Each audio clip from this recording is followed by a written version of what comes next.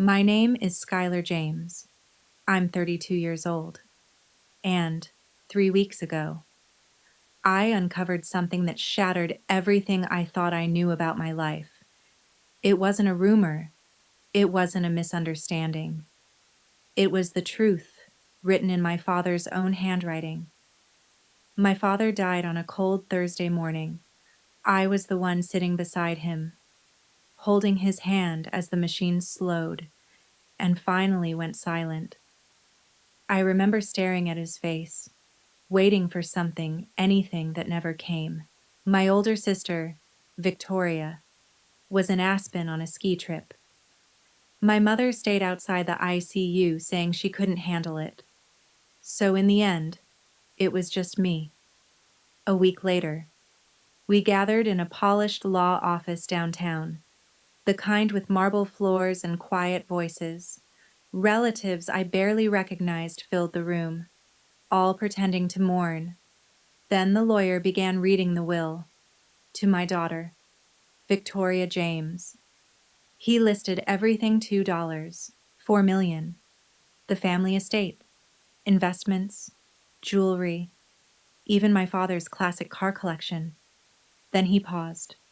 To my daughter, Skylar James. I remember holding my breath. I leave the sum of $1, $1. No explanation, no hesitation, just $1. I didn't cry. I didn't argue. I just sat there, feeling every pair of eyes on me, some pitying, some curious, some quietly satisfied. But 3 days later, while clearing out my father's study in our old house in Cedar Ridge, I found something that changed everything. A hidden drawer. Inside it, a letter, yellowed with age, sealed, dated the day I was born. My hands were shaking when I opened it. The first line read, "I never wanted a second daughter." I wish I could say I stopped reading right there, but I didn't, because by the time I reached the last page, I finally understood everything. Before I continue, take a second to subscribe, but only if this story speaks to you. And drop a comment telling me where you're watching from and what time it is there. I read every single one. What follows contains fictional elements and is aided by artificial intelligence to highlight the humanistic message and emotional experience. Hopefully, you will find something for yourself. Now, let me take you back to the night everything started to fall apart. I was wrapping up a late shift at the office when my phone buzzed in my pocket. I almost ignored it. Almost. But when I saw my mother's name on the screen, something in my chest tightened. She never called unless she needed something. I answered, "Your father's in the hospital," she said flatly. "Heart attack. You should go. No panic. No fear. Just instructions." I stepped outside into the cold night air. What about Victoria? She's in Aspen with friends. She can't make it back tonight. Of course she couldn't. "And you?" I asked. There was a brief pause, like even the question annoyed her. "I'll go in the morning. It's late. I have calls to make." That was it. "No, please. No, I'm scared. Just a task handed to me like always." I didn't argue. I learned a long time ago that arguing with my mother was like talking to a wall that had already decided you didn't matter. I grabbed my keys and left. The drive took 4 hours. 4 long, silent hours through an endless stretch of highway swallowed by darkness. My hands gripped the steering wheel so tightly my knuckles turned pale. I kept repeating the same thought over and over, like a prayer I didn't fully believe. Maybe this time will be different. Maybe this time he'll finally see me. When I reached the hospital, the lights were harsh and unforgiving, buzzing overhead like something alive. A nurse pointed me toward the ICU without saying much. I walked past room after room filled with families, people crying, people whispering, people holding on to each other like they were afraid to let go. My father's room was quiet, too quiet. The only sound was the steady, mechanical beeping of machines. He looked smaller than I remembered. This man who had once felt so imposing, so impossible to please, now lay still beneath thin white sheets, fragile in a way I had never seen before. I pulled a chair closer and sat beside him. Hey, Dad, it's me, Skylar. His eyelids twitched slightly, but they didn't open. I hesitated for a moment before reaching out and taking his hand. I hadn't done that since I was a child. His skin felt thin, cold, almost unfamiliar. I'm here, I whispered. I came. The machines kept their rhythm. Outside the room, life continued. Nurses walked by. Voices echoed faintly down the hall. But inside, it was just me, and the man whose approval I had spent 32 years chasing, the man who had never once told me he loved me. I stayed there. One night turned into two, then three. I barely slept. I barely left the room. Victoria called once. How's Dad? Is he awake yet? Not yet, I said. The doctors say it could go either way. A pause. Okay. Keep me posted. I have a charity luncheon tomorrow, but I might rearrange things if needed. It's fine, I said quietly. I've got it. She didn't argue. My mother came by for a few hours each day. She would sit in the corner, scrolling through her phone, occasionally sighing like the whole situation was inconveniencing her. She never once said, "Go home. Skylar, get some rest. I'll stay." She never once offered to take my place. So I stayed, and in the stillness of those long nights, memories began to surface whether I wanted them to or not. My college graduation came back to me first. I remember standing there, scanning the crowd, searching for their faces. I told myself they were just late, that they wouldn't miss something this important. They finally showed up, 20 minutes after my name had already been called. They had missed my graduation because Victoria needed a new car that morning. They chose a dealership over me. And somehow, that had felt normal back then. My 16th birthday wasn't any different. Dad forgot entirely. No call, no message, nothing. When I reminded him at dinner that night, he didn't even look embarrassed. He just reached into his wallet, pulled out a $20 bill, and slid it across the table toward me. Buy yourself something nice. That was it. No cake, no candles, no happy birthday, just that wrinkled bill, and the sound of Victoria laughing as she talked about the brand new laptop she had gotten the week before. I sat there smiling like it didn't matter, like I was used to it, because I was. On the second night at the hospital, a nurse came in to check his vitals. She glanced at me for a moment, taking in the dark circles under my eyes, the same clothes I hadn't changed out of since I arrived. "You're a wonderful daughter," she said gently, "staying with him like this." I didn't know how to answer that. Was I wonderful? Or was I just someone who had spent her entire life trying to earn something that was never being offered by the third night? Exhaustion had settled into my bones. That was when he finally moved, just slightly. His eyes opened, unfocused, drifting across the room until they landed on me. "Victoria," he whispered. The word hit harder than I expected. I swallowed, forcing my voice steady. "No, Dad. It's Skylar." but his eyes had already closed again, and as he slipped back into unconsciousness, his lips kept moving. One name, over and over. Victoria. Only Victoria. I tightened my grip on his hand and stared at the floor, pretending I didn't hear it. The next morning, everything changed. He woke up again, but this time, he was clear, present, and for the first time in my life, he looked at me like I mattered, like he actually saw me. Sky. His voice was barely more than air. I leaned in closer. I'm here. The desk. He rasped. My study. There's something. My heart started pounding. What is it? What's in the study?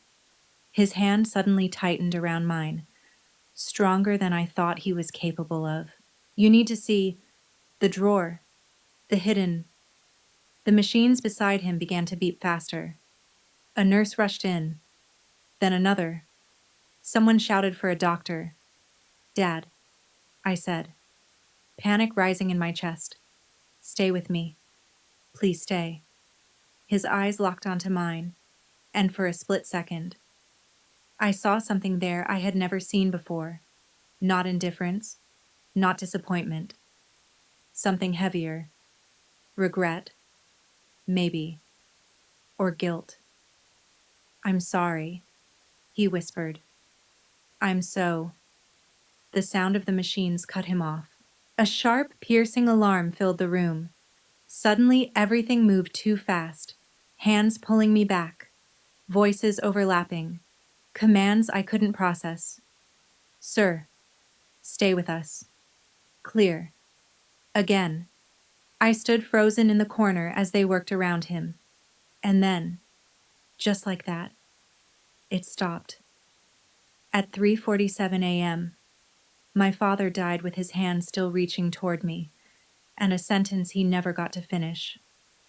I didn't cry. I just stood there while they turned off the machines, while they noted the time, while the room fell into a silence so heavy it felt like it was pressing down on my chest.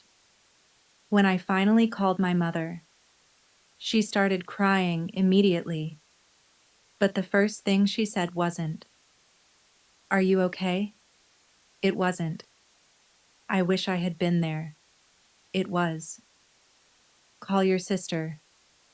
Victoria needs to know." Of course she did. I called Victoria next. She picked up on the fourth ring, her voice thick with sleep. "Victoria, Dad's gone." There was a pause. Then, annoyed, "Why didn't you call sooner? You know I have a meeting at 9. I hung up before she could say anything else. Outside, the sun was just beginning to rise. A brand new day, in a world where my father no longer existed.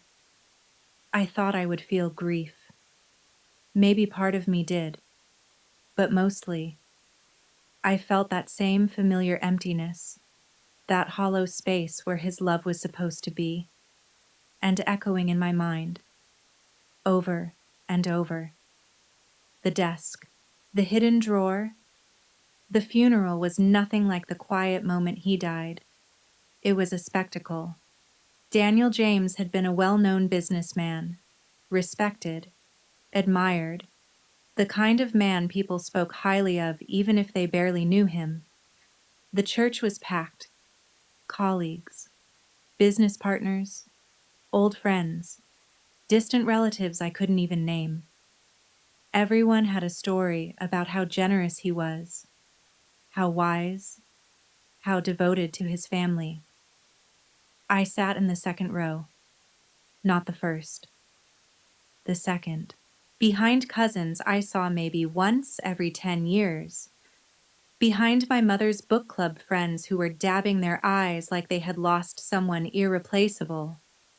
At the front of the room, Victoria stood beside my mother, both dressed in flawless black, receiving condolences like they were hosting an event instead of mourning a loss.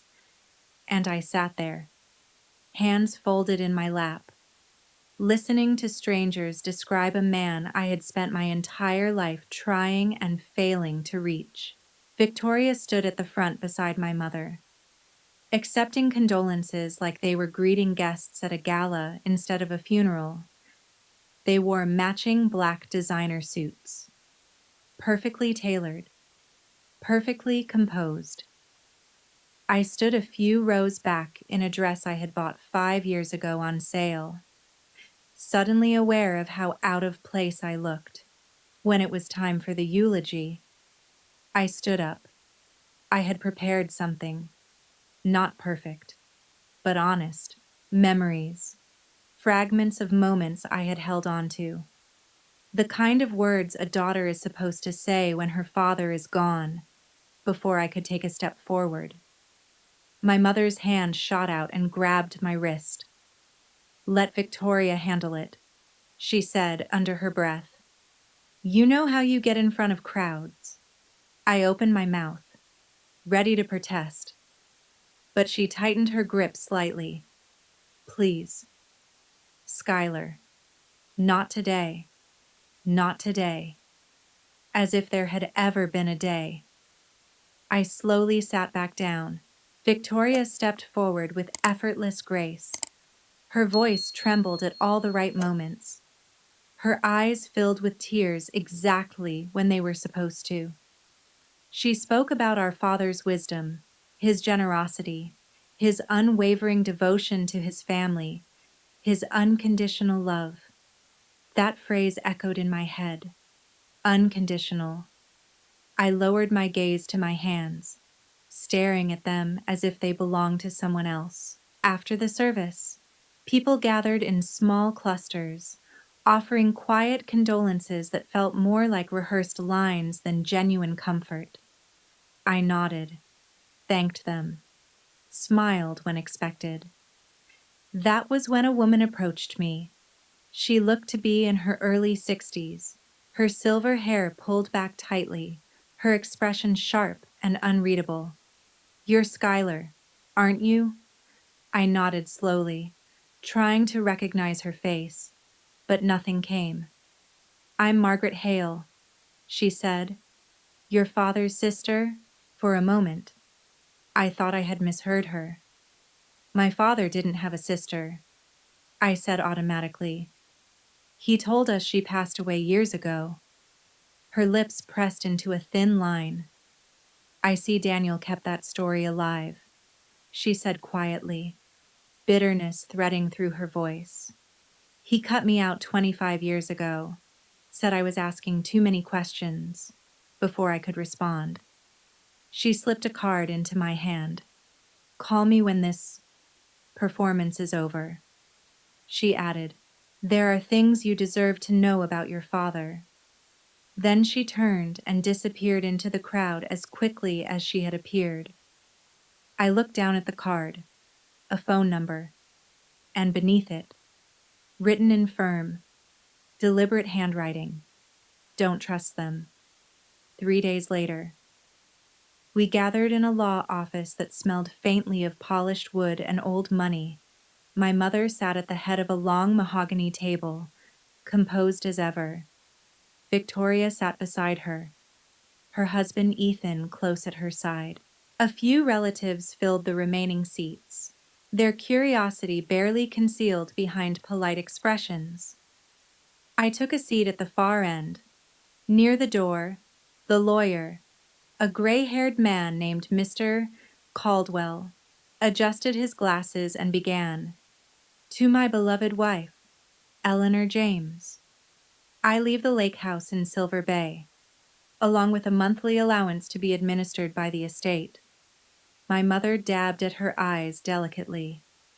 "To my daughter, Victoria James," he continued, listing everything. "The main residence on Willow Creek Drive, valued at over $1 million. Investment portfolios, savings accounts, luxury vehicles, jewelry, personal assets." The numbers blurred together, but the total was unmistakable. Over $2 million.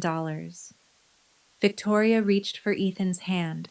her expression carefully controlled, as if she were trying not to look pleased. Mr. Caldwell paused, then turned a page. To my daughter, Skylar James. The room fell silent. I felt it, every gaze shifting toward me. I leave the sum of $1.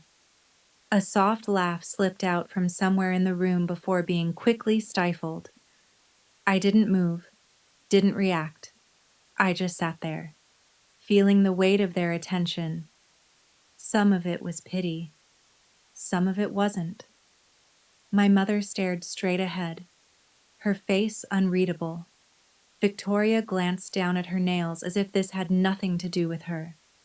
Is that all I asked? My voice sounded calmer than I felt. Mr. Caldwell nodded once. That is the entirety of the estate distribution. I pushed my chair back and stood. The sound echoed louder than it should have. Thank you for your time, I said. No one stopped me. No one said my name.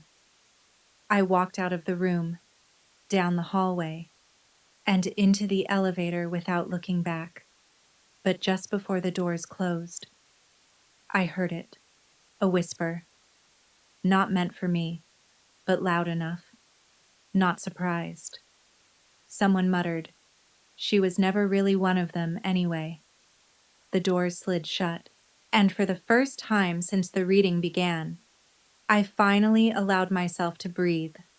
The words kept circling in my mind. The desk, the hidden drawer. Maybe it was time to finally understand what my father had been trying to tell me before he died. That afternoon, I drove back to the house I had grown up in. No, not my parents' house anymore. My mother's house now. I told myself I was just there to pick up a few things I had left behind. That's what I told myself. My mother opened the door wearing a soft gray robe, her face carefully arranged into the expression of a grieving widow.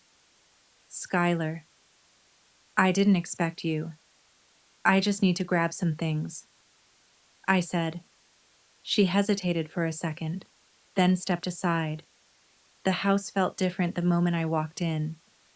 Not physically. Nothing had been moved, but something was missing.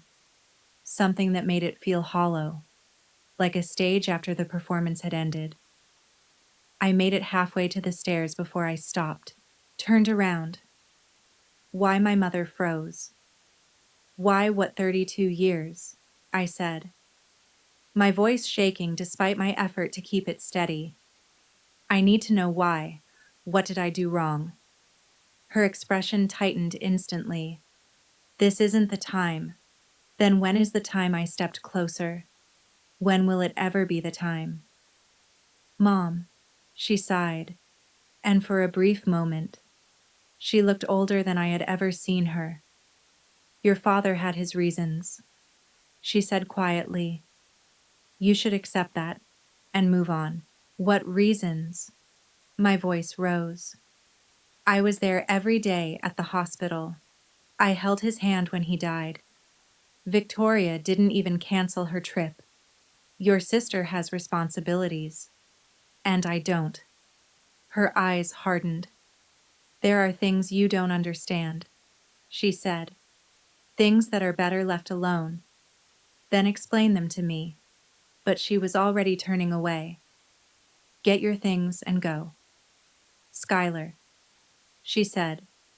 Some questions don't have answers you want to hear.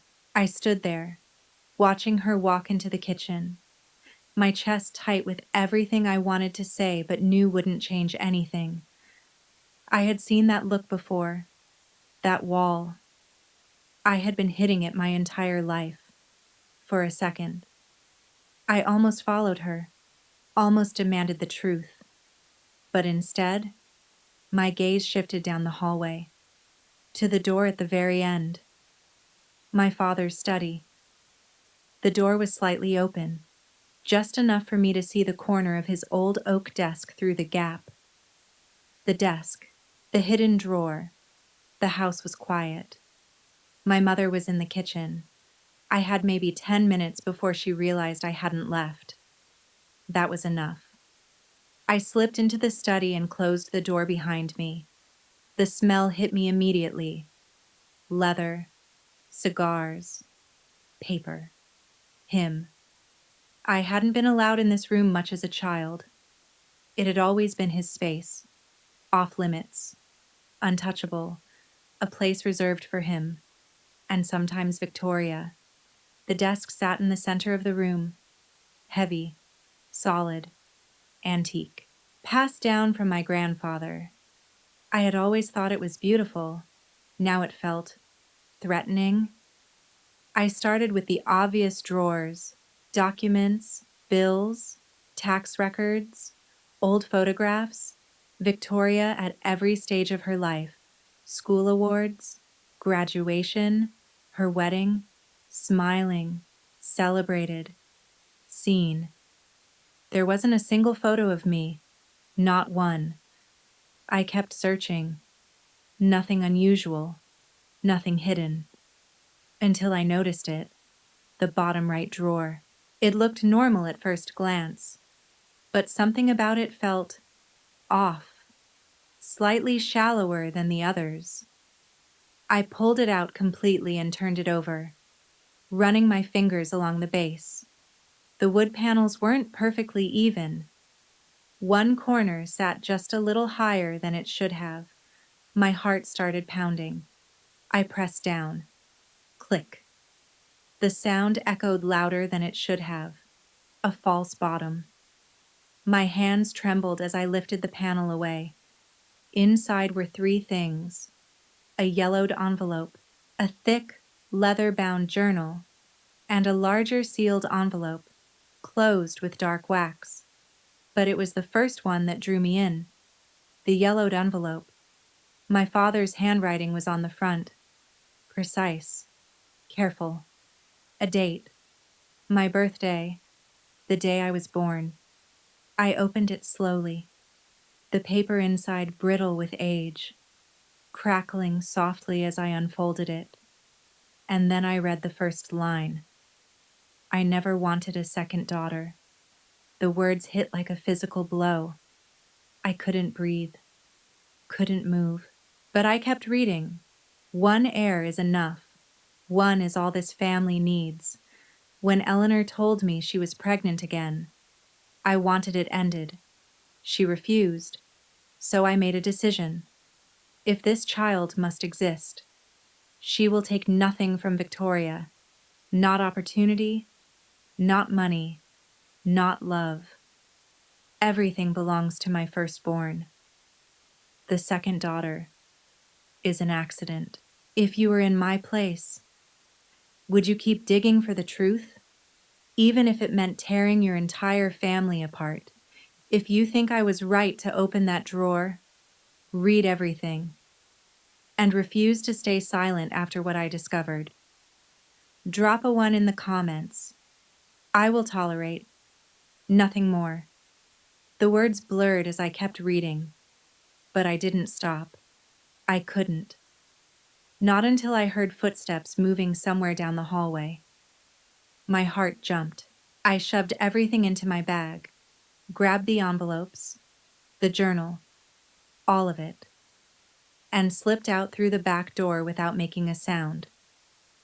I didn't stop until I was back in my apartment, and I didn't sleep. I sat there until nearly 3 in the morning, going through every page, every line, every word my father had ever written about me, because the letter, that was only the beginning. The journal was where the truth lived, 30 years of it. Every entry written in his precise, controlled handwriting. When I was 5, the younger one asked why she couldn't take ballet like Victoria. I told Eleanor to say we couldn't afford it. She believed me. Good. My hands trembled as I turned the page. When I was 10, Skylar wanted piano lessons. I told her only serious musicians deserve that kind of investment. She isn't talented enough. She cried. She'll get over it. Another page. at 18. She wanted to study medicine. I told her I would only support accounting, something practical, something that keeps her close where I can control the outcome. She agreed. She always agrees. I felt sick. Every moment I thought had been my choice wasn't. Every dream I had quietly let go of had been taken from me before I even realized it was possible. When I was 25, she mentioned moving to Portland for a job opportunity. I reminded her that if she leaves, she can expect nothing from the will. She stayed. I closed my eyes for a second, my chest tightening. I remembered that moment. I thought I had chosen family. I thought I had been loyal. I thought it meant something, but it hadn't been a choice. It had been control. Every decision I had ever made, every time I had made myself smaller, quieter, easier to accept. He had orchestrated all of it. And my mother. The journal made that part painfully clear. Eleanor understands her role. If she shows the second daughter too much affection, there will be consequences. I've made the terms of our arrangement clear. I felt something break inside me. Not loudly, not dramatically, just quietly, like something that had been holding me together finally gave up. I wanted to scream, to throw the journal across the room, to call my mother and demand answers she had denied me my entire life. But there was still one thing left: the sealed envelope. My hands shook as I broke the wax. Inside was a formal document, aged but carefully preserved. At the top, in bold letters, it read, "Last Will and Testament of Charles Whitmore Sr., my grandfather." The will my father had told me was lost years ago. I read it once, then again, and this time I understood. My grandfather hadn't left everything to my father. He had divided his estate equally among all his grandchildren, all of them, including me. My breath caught. My father hadn't just ignored me. He had stolen from me, before I was even old enough to know I had something to lose. And now, I had proof. At 7 in the morning, I called Margaret. She picked up on the second ring, like she had been expecting this call. "I found it," I said immediately. "The will, the journal, everything." There was a long exhale on the other end. I knew he kept records. She said quietly, "Daniel was always meticulous about documenting his own cruelty." We met an hour later at a small diner just outside town. Margaret didn't look surprised as I laid everything out in front of her. The letter, the journal, the will. She studied them carefully, her expression tightening with each page. "Your grandfather, Charles Whitmore, he was a fair man," she said finally, her fingers resting lightly on the document. "He loved his grandchildren, all of them, when he passed. He made sure everything would be divided equally." She looked up at me. "That includes you, Skylar." My throat tightened. "Even before you were born," she continued. "He added provisions for future grandchildren. He wanted to make sure no one was left out." I let out a shaky breath, but my father told everyone that the will left everything to him. She finished. "Yes, because he destroyed the original and replaced it." Her jaw clenched. I suspected it from the beginning. When I confronted him, he cut me off completely, told the family I was unstable, greedy, trying to steal from him. 25 years, I whispered. "You've known for that long." "Suspected," she corrected gently. "I never had proof." She tapped the document in front of me. But you do. I stared down at my grandfather's signature. Real, authentic. Not the forgery my father had forced everyone to believe. What do I do with this? I asked quietly. Margaret reached into her bag and pulled out her phone. I know someone. She said, Ethan Cross. I looked up. He was your grandfather's lawyer, she continued. The one who originally drafted this will. He drafted this will, Margaret said quietly, and Daniel told everyone he was dead years ago. She let out a cold, humorless smile. Your father lied about a lot of things. I stared at her. Do you really think this lawyer will help me? I think he's been waiting 25 years for someone to walk through his door with this. She replied.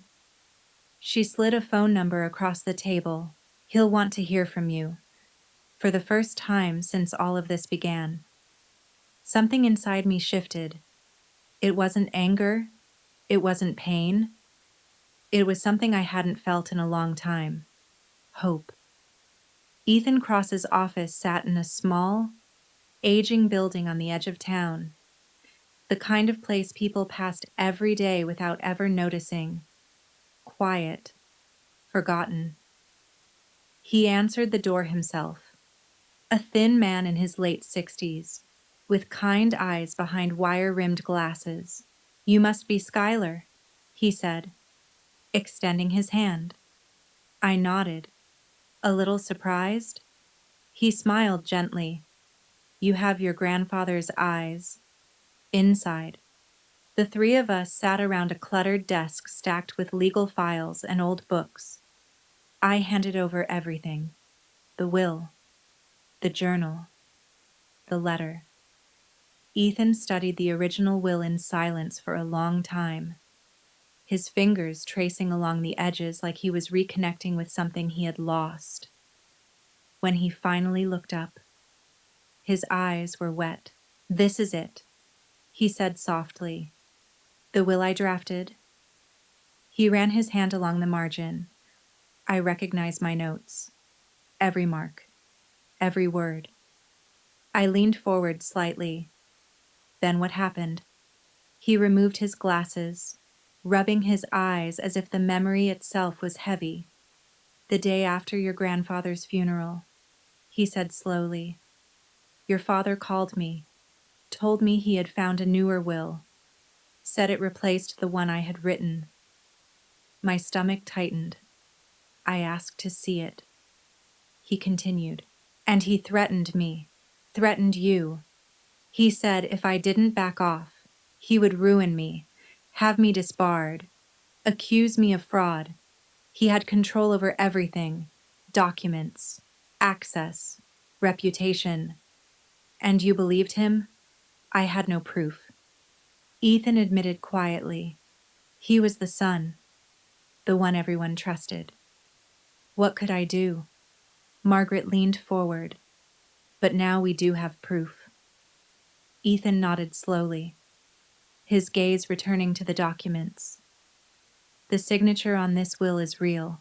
A handwriting expert can confirm it. He flipped open the journal, scanning a few entries. And this, he added, tapping the pages. This is essentially a written confession. I felt my pulse quicken. So what happens now? He met my eyes directly. Now, we challenge everything. My breath caught. We file in probate court. He continued. We contest the estate. With this evidence, you have a very strong case. He paused.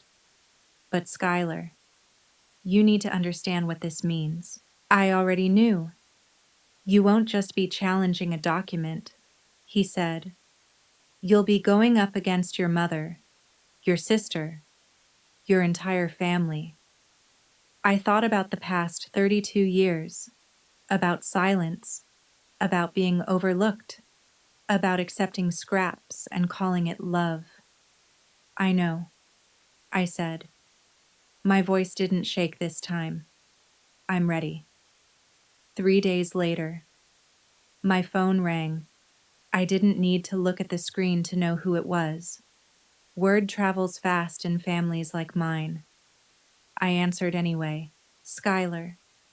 Sweetheart. Victoria's voice dripped with sweetness. I've been hearing some concerning things. I said nothing. People are saying you've been asking questions about the will, about Dad. A small pause. I understand you're grieving, but you really need to let this go. Why, I asked. Because it's embarrassing for all of us, she said smoothly. Dad made his wishes very clear. Did he? I replied quietly. Did he really? Silence. And then the tone changed. I don't know what you think you found. Little sister, she said, the softness gone. But I have connections, lawyers, people who can make your life very complicated. Is that a threat? It's advice, she said lightly, from someone who cares about you. She laughed. That same delicate, dismissive laugh I had heard my entire life. Be realistic. Skylar, even if there was some irregularity, who do you think people are going to believe, you or me? And Mom. I let her words hang there for a second. Thanks for your concern. Victoria, I said calmly, you should really think about what you're doing. She hung up. I stared at my phone, my heart racing, but not from fear, from realization. She was scared. I could hear it beneath the threats, beneath the confidence. Victoria James, the perfect daughter, was actually scared. 10 minutes later, my phone rang again. This time, it was my mother, Skylar. Her voice was small, fragile. I need to see you. I straightened slightly. About what? A long pause. Then, almost a whisper. The letter, and what your father made me do. My grip tightened around the phone. That was not what I expected. When tomorrow, she said, the cafe on Fifth Avenue. Come alone. The call ended before I could respond. I sat there in silence, my hands trembling. After 32 years, my mother wanted to talk. Something had shifted, and I didn't know if that was a good thing or the beginning of something worse. The cafe was nearly empty when I arrived. She was already there, sitting in the corner. For a moment, I almost didn't recognize her. No makeup, no jewelry, no carefully constructed image, just a worn cardigan, and a woman who looked smaller than I had ever seen her. She held a cup of coffee in both hands, but it had long gone cold. I slid into the seat across from her. You came, she said softly. You asked. Silence stretched between us, heavy, unfamiliar. And then, her shoulders started to shake. I know about the letter. Skylar, my mother said, her voice breaking. I've always known. For a moment, I couldn't speak. Then the words forced their way out. Then why? Her hands trembled around the cup. Because I was a coward. Tears slipped down her face, leaving uneven trails across skin she hadn't even tried to cover. When I married your father, I had nothing. She continued. No money, no family, no safety net. He gave me everything, and he made sure I understood he could take it all away just as easily. I stared at her. So you went along with it? I asked quietly. You let him treat me like I didn't matter, he said. She choked, her voice cracking. He said if I showed you too much love, he would leave me. He would destroy me, tell everyone I was unstable, just like he did to Margaret. I felt something twist painfully inside my chest, All those years, the distance, the coldness, the way she would pull her hand away whenever I tried to hold it. It hadn't been indifference. It had been fear. "Did you ever love me?" I asked. The question hung between us, heavy and unavoidable. She looked up at me, really looked this time. "Every day," she whispered, "every single day. Skylar, I was just too afraid to show it. I should have been angry. I should have yelled, demanded answers, demanded justice for the childhood I never had. But looking at her now, this small, broken version of the woman I had spent my life trying to understand, all I felt was tired, deeply, painfully tired. "Did you know about Grandpa's will?" I asked. She shook her head immediately. "No, your father never told me anything about money or documents. I just did what I was told." My phone buzzed suddenly on the table. A message from Daniel at work. "Check Facebook. Now." A cold feeling crept up my spine as I opened the app, and then I saw it. Victoria had posted in the family group a long, carefully written message. She painted herself as the concerned older sister, the one trying to protect the family, the one dealing with a grieving, unstable sibling who was lashing out and making false accusations. Me. The comments were already pouring in. Support, sympathy, agreement. I felt my stomach drop. The war had officially begun. Let me pause for a second. If you've ever felt like the invisible one in your family, like no matter how hard you tried, it was never enough. I see you. I really do. Have you ever had to stand up to people who were supposed to love you unconditionally? What gave you the courage? Tell me in the comments. And if this story is hitting you in any way, make sure you subscribe, because what happened next changed everything. Within 24 hours, my phone turned into a battlefield. Messages flooded in from relatives I hadn't heard from in years, each one sharper than the last. "Aunt Linda, Skylar, I heard what you're doing. How could you? Your father just passed away. Cousin Ryan, this is low. Even for you, trying to take money from your own mother, Uncle David. Your father had his reasons. You should respect him, even now." I scrolled back to Victoria's post again. It was written perfectly, concerned, calm, reasonable. A worried sister dealing with someone unstable. The comments kept stacking. "So sorry you're dealing with this. Victoria, family drama is the worst. Stay strong. Some people just can't handle not being the favorite." That one lingered longer than the rest. It shouldn't have mattered, but it did.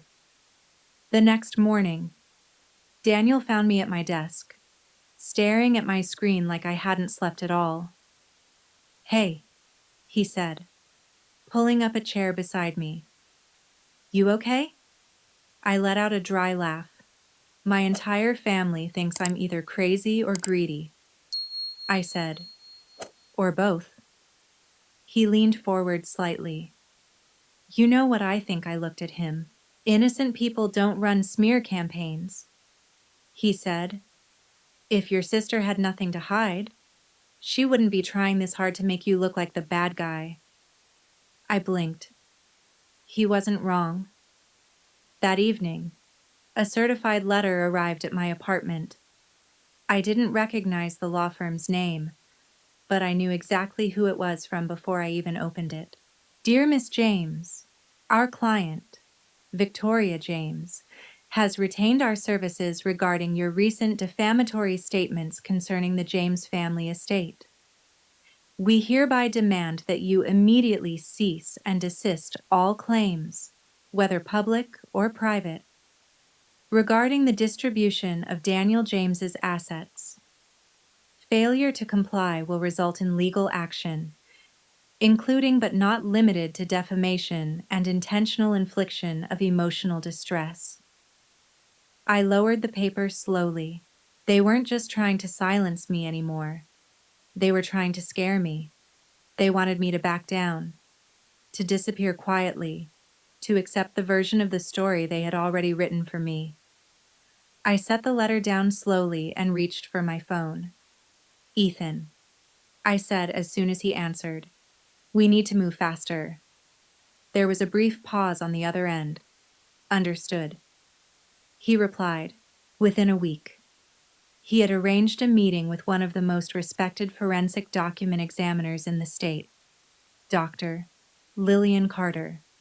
Her office was exactly what I expected: cold, clinical, white walls reflecting harsh light, a large desk covered in magnifiers, precision tools, and stacks of documents. No warmth, no distractions, just truth.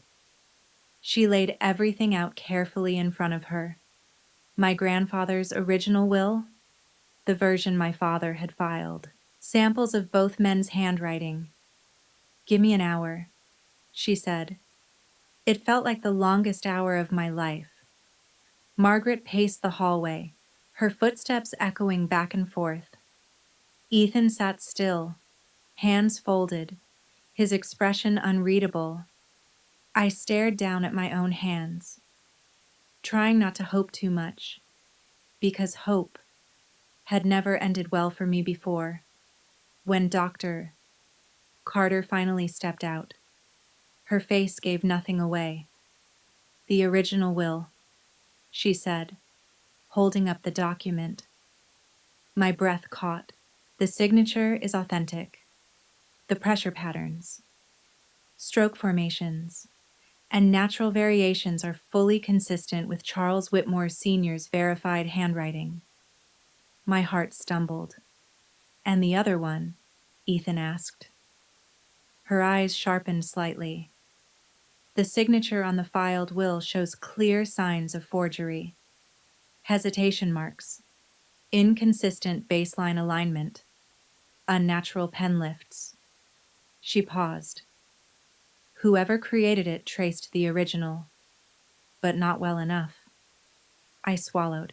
"You're certain she met my gaze directly? I would stake my professional reputation on it." She handed me a thick envelope. "My official report, full documentation included. This will stand in court." Ethan exhaled slowly beside me. "We have enough," he said quietly. "We can file." The relief hit me so suddenly it almost knocked the air out of my lungs. Proof. Not suspicion. Not feelings. Proof. My father had lied. He had forged. He had stolen. But Dr. Carter wasn't finished. "There's something else," she added.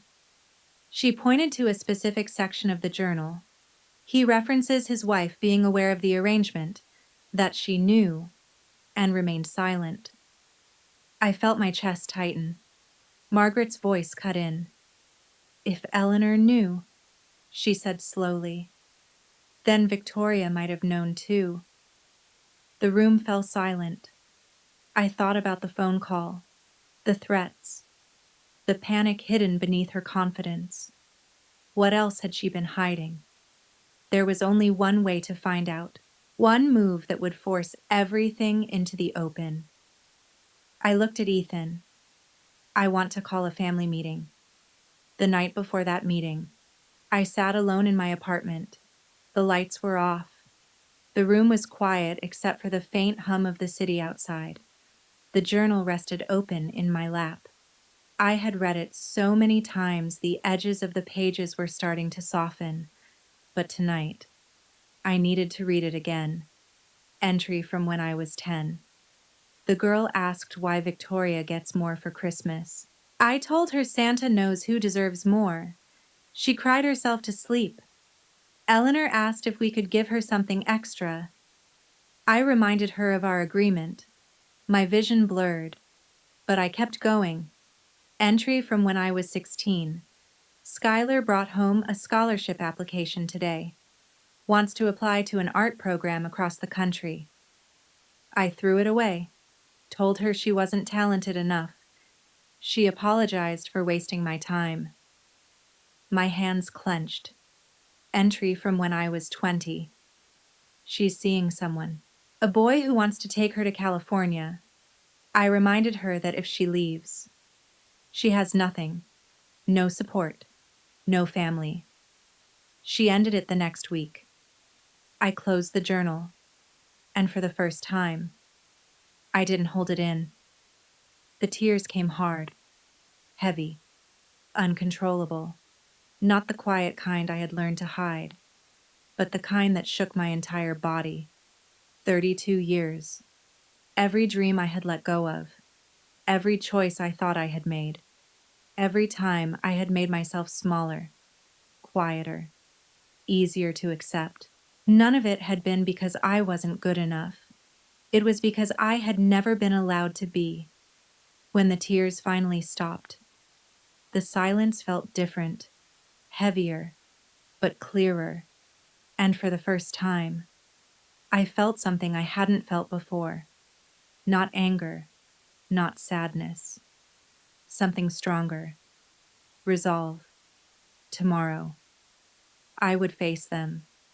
Not with anger, not with revenge. With truth. Whether they accepted it or not, that would be their choice. But I was done being silent. I picked up my phone and sent one final message. Meeting confirmed. Sunday, 2 p.m. Mom's house. I'll be there. Then I turned my phone off. Lay down. And for the first time in weeks, I slept. The storm was coming. And this time, I wasn't running from it. My mother's house felt smaller than I remembered when I walked in the next afternoon. The living room was already full. My mother sat on the main sofa, her posture stiff, her face pale. Victoria sat beside her, legs crossed, expression calm, almost bored. Her husband, Ethan, stood near the window, arms folded, avoiding eye contact with anyone. Around them, scattered across the room, were relatives, aunts, uncles, cousins, people Victoria had clearly invited, an audience, witnesses, probably expecting to watch me fall apart. Well, Victoria said, her voice cutting cleanly through the room, we're all here. What's so important that you dragged everyone out on a Sunday? I stood near the fireplace, my bag resting at my feet. Thank you for coming, I said. My voice didn't shake. I know Victoria has already told you her version of what's happening. I'm here to tell you the truth. Aunt Linda let out a short, sharp scoff. We already know the truth, she said. You're trying to take money from your sister. No, I replied calmly. I'm trying to take back what was stolen from me. A ripple moved through the room. Glances exchanged. Doubt, discomfort, curiosity. This isn't about money, I continued. This is about our father, about who he really was, about decisions he made 32 years ago that none of you know about. Victoria laughed. Sharp, dismissive. This is embarrassing. Skylar, she said, you're making a scene. Am I? I bent down and opened my bag, pulling out a yellowed envelope. I found this in Dad's desk. I said, a letter he wrote the day I was born. The room went quiet, not gradually, instantly. Would you like to hear what it says? Victoria's smile flickered. My mother's hand flew to her throat. I unfolded the letter slowly and began to read. I never wanted a second daughter. Silence, complete and absolute. I kept going, line after line, word after word, and as I read, I watched the room change. Faces that had been skeptical, hardened, dismissive, now frozen, shocked. No one laughed anymore. When I finished, I lowered the letter. Then I reached into my bag again and pulled out the journal. "This is 30 years of entries," I said, "all written by our father." I held it up for everyone to see. 30 years documenting exactly how he planned to cut me out of this family. Victoria stood abruptly. "This doesn't prove anything," she snapped. "Anyone could have written that." A forensic handwriting expert verified every page. I said calmly. I placed the report on the coffee table in front of them. "Would you like to read her findings?" No one moved. No one spoke. But that's not the most important thing I found. I reached into my bag one more time and pulled out the sealed document. "This is our grandfather's will." Uncle David leaned forward. Confusion etched across his face. "What do you mean?" "The real will, I mean," I said, my voice steady.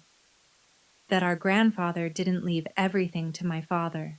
He left it to all of us." I looked around the room. Every face, every person who had been lied to, every grandchild. I said, "Not just Victoria, all of us." A murmur spread like wildfire. Aunt Linda's mouth fell open. "That's not possible." "It is," I said, "because my father forged a new will. He hid the original. He stole from every single person in this room." I opened the journal to a marked page, and he wrote about it right here. I read the line aloud. "The original will has been destroyed. No one will ever know." Victoria's face had gone completely pale. "You're lying," she said, but her voice had lost its edge. "Am I?" I met her eyes. Then I reached into my bag and pulled out the final piece, a printed email. "This is correspondence between Dad and you," I said, "from 5 years ago." I turned slightly and handed it to Ethan, where he explains everything and asks you to keep it secret. Ethan straightened, his expression shifting from confusion to something darker. "What is this?" he asked, his voice low. "Your wife has known the truth for 5 years," I said, and she chose to say nothing. The room exploded, voices rising, questions flying, accusations colliding into each other. Ethan stared at Victoria like he didn't recognize her anymore. Relatives began shouting over one another. My mother broke down, her face buried in her hands as she sobbed uncontrollably. And in the center of it all, Victoria stood frozen. For the first time in her life, she had nothing left to say. Through it all, Victoria stood completely still. For the first time in her life, she had nothing to say. No charm, no confidence, no control, just silence. I gathered my documents slowly, carefully, like none of the chaos around me could touch me anymore. "I'm not here for revenge," I said, my voice steady. "I'm here because everyone in this room deserves to know who Daniel James really was." I turned toward the door, behind me. Victoria's voice finally broke through, but it wasn't calm anymore. It was a scream. "You can't do this to me." I paused, my hand resting on the doorknob. "This is my family." I didn't turn around right away. "No," I said quietly, "it's ours." Then I looked back at her, and for the first time, I'm claiming my place in it. I didn't leave immediately. Part of me needed to see what came next. The room had completely unraveled. Ethan stood a few steps away from Victoria now. The printed email crumpled in his hand. "You knew," he said, his voice tight. "You knew all of this. And you said nothing I didn't." "It wasn't like that," Victoria stammered, reaching for him. "Ethan, please, let me explain." "Explain what?" he snapped, pulling back. "That you watched your own sister get treated like she didn't exist while you took everything. It wasn't my fault," she cried. "Dad made me promise. And that makes it okay." Across the room, Aunt Linda had cornered my mother. "Eleanor, is this true?" she demanded. "Did Daniel really do all of this?" My mother couldn't even answer. She just sat there, crying, shaking her head, looking like she had aged decades in a matter of minutes. Cousin Ryan was reading through the journal over Uncle David's shoulder. "Jesus," I heard him mutter under his breath. Everywhere, people were whispering, looking at me differently now, some with shock, some with guilt, some with something that looked a lot like regret. Then Aunt Linda approached me, the same woman who had sent me that message just days ago. "Skylar." Her voice was rough. I I didn't know. None of us did." "I understand," I said quietly. "No." She shook her head, gripping my hand. "You don't. We should have seen it. We should have asked questions." I didn't know what to say to that, so I just nodded. Behind her, Victoria was still trying to reach Ethan. He wasn't listening anymore. I caught my mother's eyes from across the room. There was something there I couldn't quite name. Shame, regret, and something that almost looked like a plea. But I didn't know if I could answer it. I turned and walked out. Margaret was waiting by my car. "You okay?" she asked. I took a deep breath. The air outside was cool, crisp, clean. Nothing like the suffocating weight inside that house. "Yeah," I said. And for the first time in 32 years, I think I actually am. I was almost at the car when I heard the front door open behind me. "Skylar, wait." My mother's voice. Small, broken. I stopped, but I didn't turn right away. I heard her footsteps on the gravel, slow and uncertain. "Please, just a moment." I turned. She looked nothing like the woman I had grown up with. Mascara smeared, hands trembling, the carefully constructed image gone. "Can you ever forgive me?" she asked. The question hung between us in the cold air. 32 years. All those birthdays wondering why I wasn't enough. All those nights crying alone in my room while Victoria got everything I had ever wanted. All those times I reached for her, and she pulled away. "Mom," I said, my voice steady. "For 32 years, all I wanted was for you to love me." My throat tightened, but I kept going. I tried everything. I did everything right. I tried to be perfect. I met her eyes, and the whole time, you knew. She broke down. I was scared. She sobbed. "I was your daughter." I said quietly, "I was scared too." My voice softened, but it didn't break. "I was just a child. I needed you." She had no answer, just tears. "I don't know if I can forgive you," I said after a moment. "Maybe one day." I took a breath. "But right now, I know this. I don't need your approval anymore, and I don't need his." I felt something lift inside me as I said it. I spent my whole life trying to earn something that was never being offered. Another breath. I was always worthy of love. I looked at her one last time. I was just born into a family that couldn't give it. Her knees gave out, and she sank onto the porch steps, crying too hard to speak. I turned and walked to my car. Margaret opened the passenger door for me. "You did good," she said quietly. I nodded as I got in. I know. For the first time, I actually knew. We drove away, and I didn't look back. 2 weeks later, Ethan Cross officially filed the lawsuit. The story spread quickly. Local headlines picked it up. Prominent family faces estate fraud allegations. There was a photo of my father attached to every article, smiling, polished, the same image the world had always believed. Victoria hired a team of high-powered lawyers, the kind who charged more in an hour than I made in a week.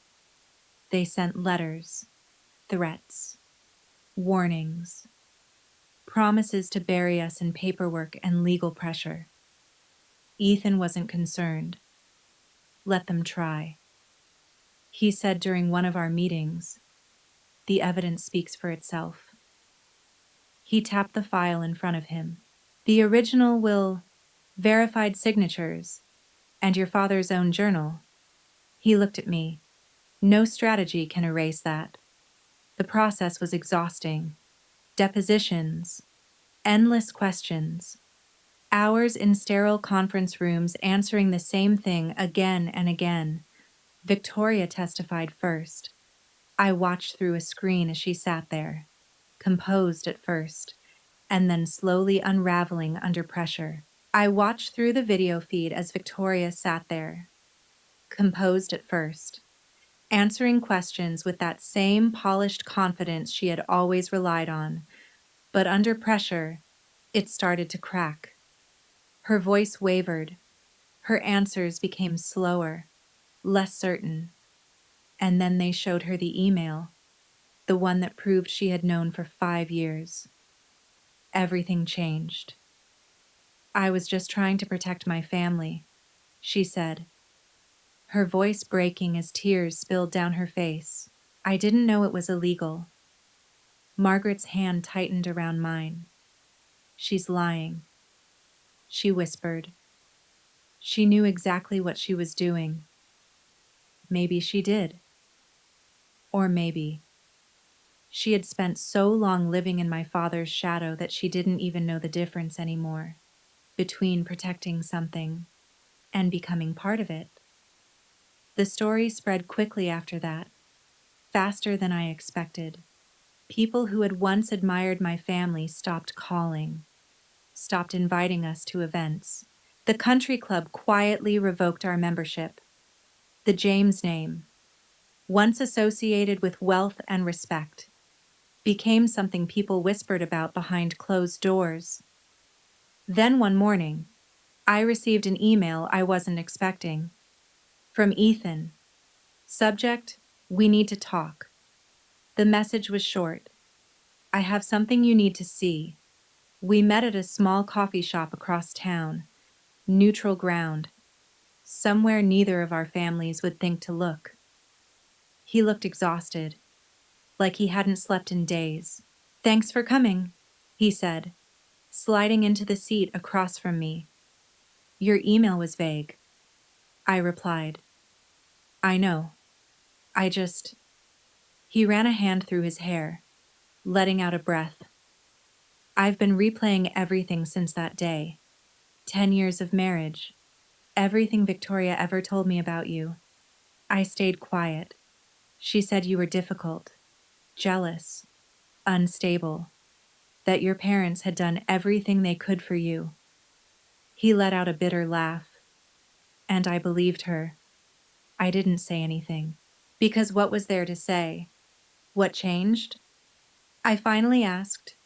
Ethan reached into his jacket and pulled out a small flash drive. "After you left that day, I started looking." He slid it across the table. "Victoria has a password-protected folder on her laptop. Turns out she used our anniversary date." Another hollow laugh.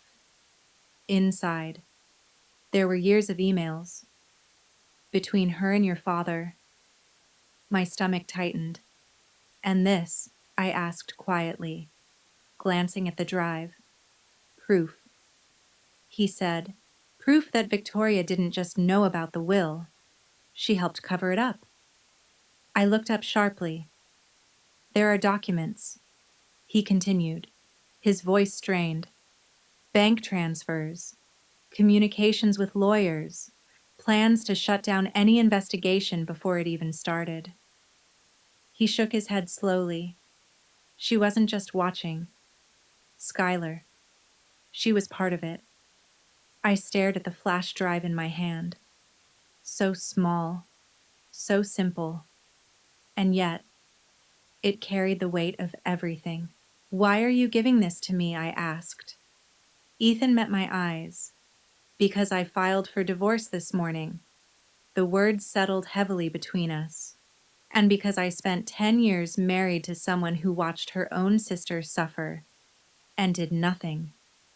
He stood up, then paused. I can't change what I didn't see, he said quietly, but I can help you now. He hesitated for just a second. For what it's worth. I'm sorry. Then he walked away. I sat there for a long time after he left, turning the flash drive over in my hands. One more piece of truth. One more thing my father thought would never come to light. And I hadn't even had to fight for it. Let me pause here for a moment. When Ethan handed me that flash drive, I didn't know what I was feeling.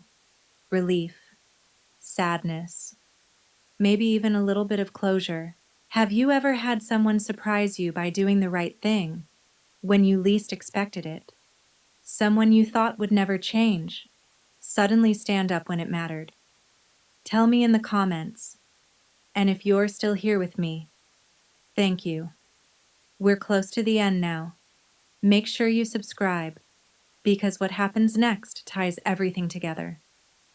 3 days later, Victoria called me. There was no sweetness in her voice this time, just desperation. We need to talk, she said. Please, just 10 minutes. We met at a park near her new apartment. She was already sitting on a bench when I arrived. For a moment, I barely recognized her.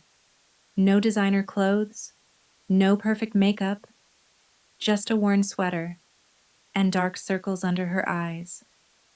Ethan left me, she said flatly. He took everything he could. The evidence, the files. I know, I said quietly as I sat down, leaving space between us. She flinched. So that's it, she continued. You win. I shook my head. This was never about winning. She turned toward me, her eyes filling with tears. Then what do you want? She asked. I'll give you money. Half of everything. More than half. Just drop the lawsuit. Please, let this end. I let out a soft breath. You really think this is about money? A sad smile crossed my face. No, I said. It never was. Then what she whispered. I turned to face her fully. I want the truth. She went still. Look me in the eye, I said, my voice steady, and tell me, you knew what Dad was doing. You knew for years. I held her gaze, and you said nothing. Her face crumpled. For a long moment, she couldn't speak. And then, barely above a whisper, I knew. I knew everything. Victoria whispered, and I was too selfish to care. The words hung in the air between us, heavy, irreversible. Why, I asked quietly. I'm your sister. She wiped her eyes with the back of her hand, her voice trembling, because I was scared. She said, if I spoke up, I would end up like you. I didn't move. The invisible one. She continued, the one nobody wanted. I let those words settle. Really settle. Then I stood. When you're ready to take responsibility, I said calmly, really take it. You know where to find me. She reached out slightly. Skylar, please. No. I turned and walked away. This time, I didn't look back. The courtroom was packed on the day of the hearing. The story had spread further than I ever imagined. Reporters filled the back rows. People who used to call my parents friends sat scattered throughout the room, pretending they weren't there to watch everything fall apart. I sat beside Ethan Cross. Margaret was on my other side. Across the aisle, Victoria sat between her lawyers, shoulders tense, her confidence gone. She looked smaller. My mother wasn't there. I wasn't surprised. The proceedings moved quickly. Ethan laid everything out with precision. The original will, the forensic report, the journal, the emails, each piece building on the last, until the truth wasn't just clear, it was undeniable. Victoria's lawyers tried to interrupt, tried to question, tried to create doubt where there was none, but there was too much evidence, and everyone in that room knew it. The moment everything shifted came when Ethan took the stand. He spoke calmly, carefully, clearly. Yes, his wife had known about the forged will. Yes, she had helped conceal it. Yes, he had proof, emails, financial records, documentation. When he finished speaking, the courtroom fell completely silent, not a single sound. The judge called a brief recess. I stepped outside, needing air, needing space, and found myself face to face with Aunt Linda. I just want you to know, she said quietly. I believe you. I looked at her, surprised. I think most of us do now. Before I could respond, we were called back inside. The judge didn't keep us waiting. He had already made his decision. He looked down at the documents one last time before speaking. It is the ruling of this court. My heart pounded in my chest. That the will filed under Daniel James was obtained through fraud and misrepresentation. A pause. The original will of Charles Whitmore Sr. is hereby reinstated. The words echoed. The estate will be redistributed according to its authentic terms. For a moment, I couldn't breathe. Then it hit me. Relief. Sharp. Overwhelming. Final. It was over. After everything, the lies, the manipulation, the years of being invisible, it was finally over. Ethan turned to me and shook my hand. Margaret pulled me into a quiet, steady embrace across the room. Victoria sat completely still, staring ahead, as if she couldn't quite process that everything had changed. I found my mother sitting on a bench outside the courthouse. She hadn't come inside, but she had been there the whole time, waiting. I sat down beside her without saying anything at first. It's done, I said finally. She nodded faintly. I know, she whispered. I heard from the hallway. We sat there in silence. People walked past us, their conversations blending into a distant hum. Neither of us moved. Neither of us spoke. Just sitting there, in the aftermath of everything that had finally come to light. I don't expect you to forgive me, my mother said quietly. I know I don't deserve it. I looked at her. Then, what do you want? She turned toward me fully this time, really looked at me, maybe for the first time in my life. I want you to know that I loved you, she said, every day, even when I couldn't show it. Her hand trembled as she reached toward mine. I know that doesn't fix anything, she continued. I know I failed you in every way a mother can fail. I swallowed. Then why didn't you protect me? She closed her eyes briefly. Because I was weak. The word fell between us like a confession. Your father controlled everything, she said. The money, the house, our entire life. When he threatened to leave me with nothing, I believed him. Tears streamed down her face. I was so afraid of losing everything that I lost you instead. I didn't speak. I'm not asking for forgiveness, she said. I'm asking if there's any chance at all that we could start over.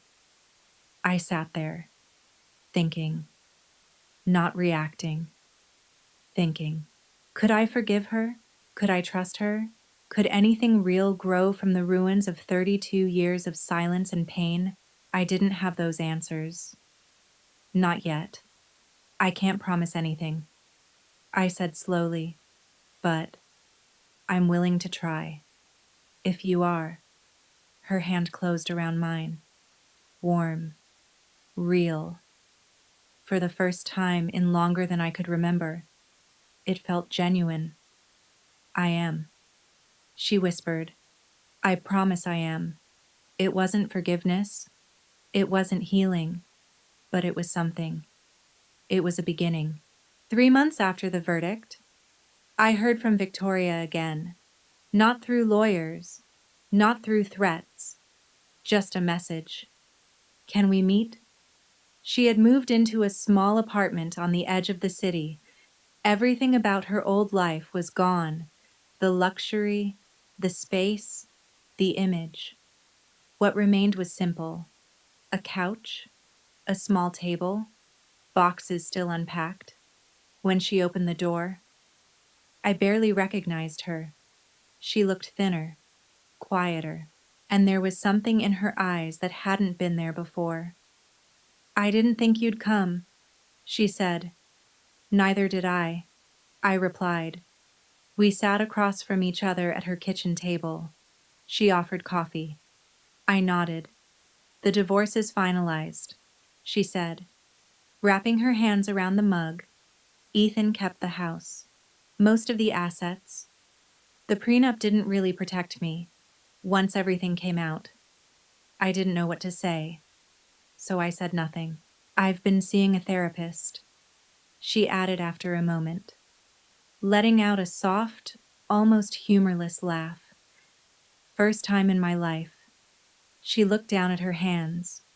Turns out being the golden child messes you up too, just in a different way. I met her eyes. Is that supposed to make me feel sorry for you? No, she said quickly. It's not an excuse. It's just an explanation. She set the mug down. I knew what Dad was doing. She said quietly, I knew. Her voice trembled. And I chose to stay quiet because I was terrified of losing my place, of becoming you. The words didn't sting the way they used to. They just settled. That's the truth, she said. The ugliest part of it. I watched you go through everything and told myself it wasn't my responsibility. Silence filled the space between us. So what now, I asked. She took a shaky breath. Now, I try to be someone different. She said, I don't expect forgiveness. I don't deserve it. She looked at me, but I needed you to know. I'm sorry. For all of it.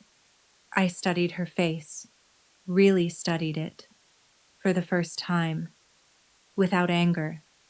I can't forgive you. I said, not yet, but I'm not going to spend my life hating you either. Her shoulders dropped slightly. It wasn't closure, but it was something. 6 months later, my life looked completely different. The estate had been settled, and for the first time in my life, I finally received what had always been mine. It wasn't the millions Victoria once had, but it was enough. Enough to pay off every debt that had been weighing me down for years. Enough to put a down payment on a small condo of my own. Enough to finally feel like I could breathe without something pressing on my chest. But the truth is, the money wasn't what changed me. I started therapy. Real therapy. Twice a week. The kind where you don't just talk. You unpack everything you've been carrying for decades. 32 years of being told, in 100 different ways, that I wasn't enough. It's not easy. Some days I walk out of those sessions feeling like I've been pulled apart and put back together in a way I don't fully understand yet. But I'm learning about boundaries, about self-worth, about the difference between trying to earn love and expecting to be treated with respect. My mom and I have lunch together every other week now. It's awkward sometimes. We're both learning how to talk honestly after a lifetime of silence. She's not the mother I used to dream about, but she's trying to become the one she should have been. And for now, that's enough. Victoria sent me a birthday card last month, the first one she's ever sent me. Inside, she wrote, "I'm still figuring out who I am without Dad's shadow. I hope you'll give me time." I haven't replied, but I didn't throw it away either. Margaret. She's become something I never expected. Family. The kind that actually shows up. The kind that tells the truth. We have dinner every Sunday. She tells me stories about my grandfather, about the man my father could have been if he had made different choices. A few days ago, my coworker Daniel asked me something. "Do you regret any of this?" I thought about it, really thought about it, and then I said no, because for 32 years, I lived someone else's story. I followed rules I didn't know existed.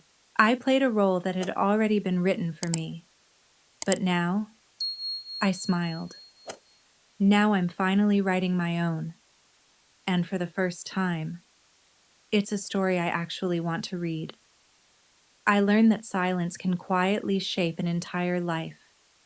And truth, no matter how painful, is the only way to take it back. What would you do if you discovered your place in your own family was decided long before you had a voice? Would you stay quiet or finally speak up? Did you stay with me until the end? Thank you for being here. It truly matters. If this story meant something to you, a simple like, comment, or subscription from you could help someone else out there find the courage they've been missing.